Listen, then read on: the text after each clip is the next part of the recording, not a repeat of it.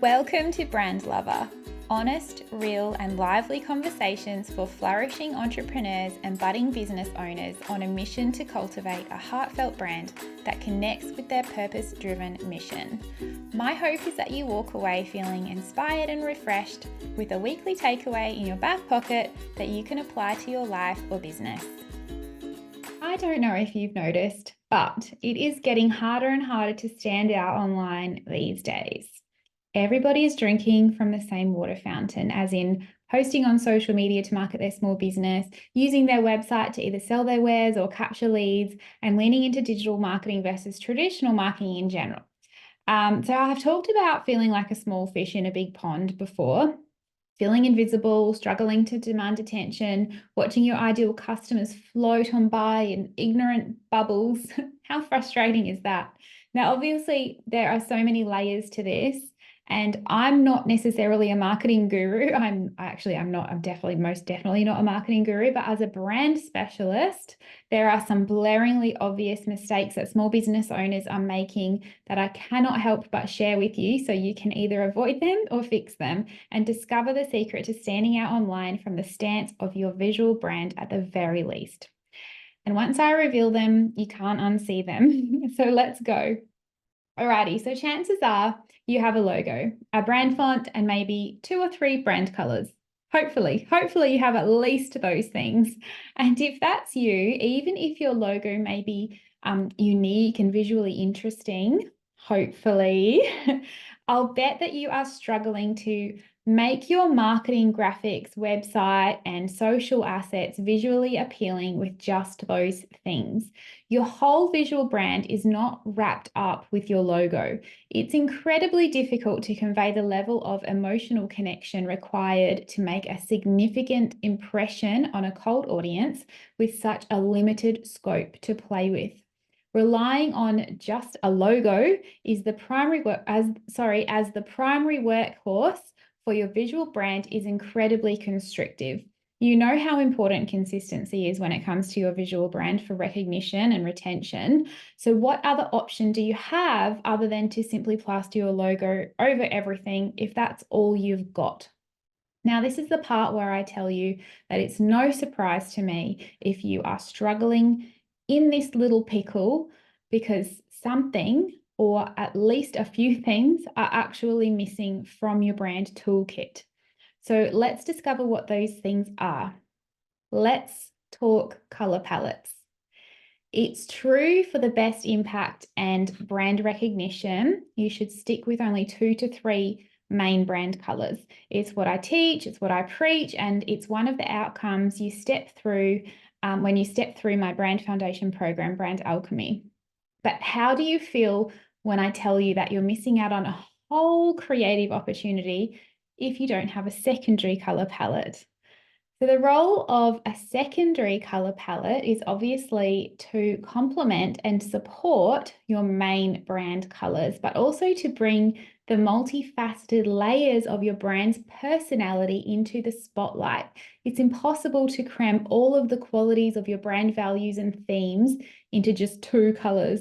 So consider your secondary palette as the support act. You can use tints and shades of these colors for website backgrounds, perhaps in alignment with different products or services to categorize them, and to bring fresh life and visual interest to things like your Instagram feed. But please don't use this as a permission slip to start using rainbows in your marketing graphics. You still have to select your palettes with careful consideration and retain consistency across your brand assets for cohesive branding. But once you pin down a secondary palette, trust me, you will feel like a light bulb just got turned on in a dark room. Alrighty, now we're going to head back to the logo conversation.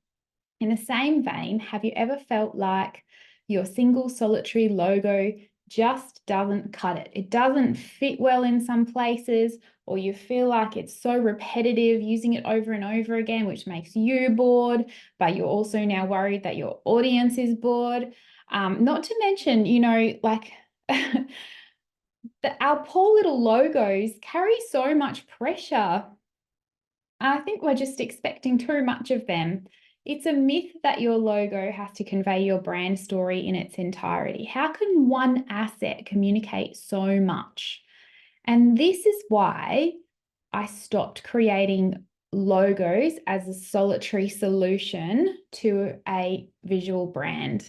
If you are only seeking a single logo and you think that your brand is done, I am so glad that you are listening to this podcast. Your logo is simply a symbol for people to identify with your brand, and that's it. Yes, you need to be clear in your message, and yes, it has to attract the right people, but it doesn't need to magically weave a magical tale of all the ways you help your people.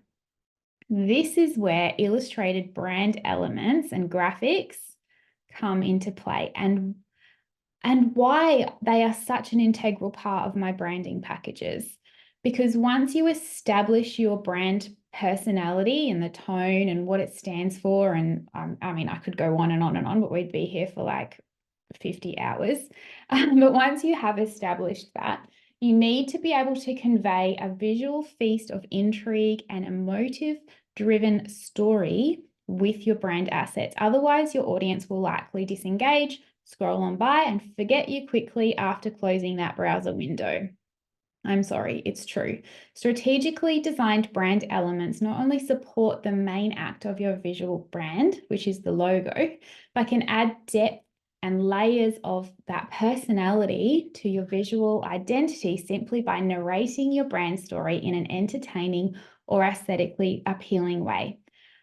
Copy alone is not powerful enough to convey messages quickly and effectively. And this is why visual brand assets are so important. I'm going to tell you a little story now.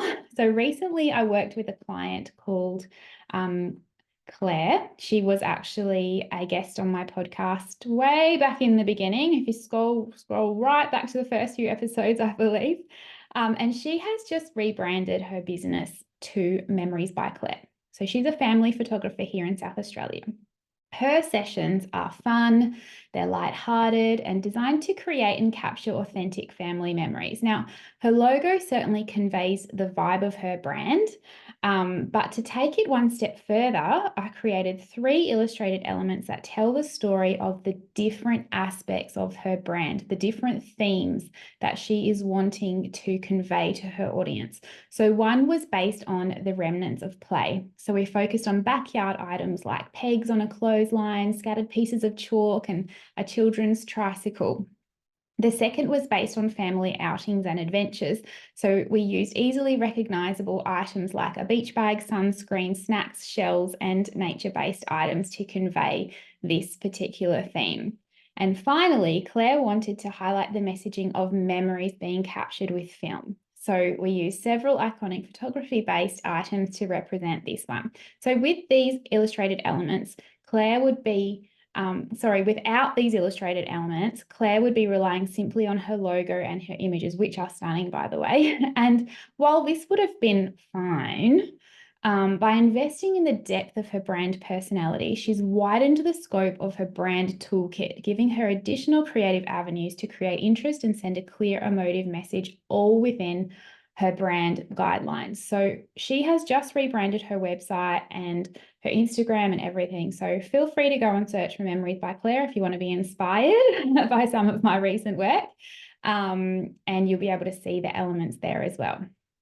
Rightio. So the final way you can enhance the impact of your brand online is through visual aids. I'm talking icons. Icons in particular enhance the readability and engagement of your written content. Remember that everybody interprets information differently, and this includes written and visual information. So by including icons to support your copy and break down your content, you're making it quicker and easier for your audience to process and understand your message. Adding icons to your toolkit is a no-brainer. They're so versatile and truly help convey various information in relation to your marketing easily and quickly. For example, you can guide your users on a journey through your website using icons, use them on flyers and print collateral, in Instagram highlights and stories, and anywhere you're visually communicating your brand through your marketing to reinforce your brand messaging. Ideally, these icons will be designed in alignment with your other brand elements, so your elements and your logo suite, so that they are retained within the aesthetic of your brand, rather than going and downloading free generic icons or using the ones that are available to everyone and anyone in Canva. The whole point of this is to create an aesthetic and a brand vibe that is unique to you, that is going to be building an affinity with your customer and staying memorable. The last thing you want to be doing is using forgettable icons and elements. All right, now with all of these things, whether it be your secondary palette, your illustrated brand elements, or your icons, it just goes without saying that they need to align with your brand's tone or vibe. They need to reflect the overall aesthetic and the messaging to ensure clarity and relevance. So as I said, you can't just grab free bits and bobs from Canva, mush them together and expect to create a memorable brand experience for your potential customers. If you view these assets as a long-term investment in your brand and work strategically with your designer with specific intention to focus on telling your brand story, you will inevitably craft a visual brand that not only attracts initial attention from the right people, but also retains their interest over time. So if you've been feeling like something is missing from your brand, or you feel like your visuals are a bit dry and stale, or they've run their course, feel free to get in touch with me if you have any questions at all about how these enhancements can help you get more attention online. If you found this episode inspiring or helpful, I invite you to share the link with another woman in business or someone who needs to hear this message. Every woman we can support to grow a meaningful, profitable brand is another woman who is free to live a purposeful life for herself and be more present for her family. None of us are alone in the challenges we face in business, but the solution can start with a gift from someone else, and it could be a podcast episode just like this one. Thank you for listening.